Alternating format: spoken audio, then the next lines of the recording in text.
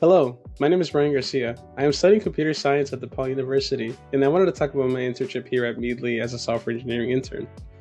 Naturally, as a now senior year student at my university, I wanted to begin to look for opportunities to put my studies into practice. Here at Meeedly, I found that exact challenge that I was looking for. Not only am I learning about enterprise level development, I am also challenging myself through Chanel van der Waals' Meeedly CEO guidance and improving on my day-to-day routines. Through this internship, I have learned about various enterprise practices, such as agile development, and I've participated in daily stand-up meetings. Every day I write code, I learn something new. Whether it has to do with GitHub commands or learning new syntax, at Meeedly, I am challenged to grow in many different areas. One of the biggest is thinking about how the user or programmer will look at or use our code. When we write our own code, it is easy to get back to it and remember where we left off. This isn't the case for other programmers. I have learned how to write cleaner code and leave comments behind to ensure that anyone who looks at my code will know how it works.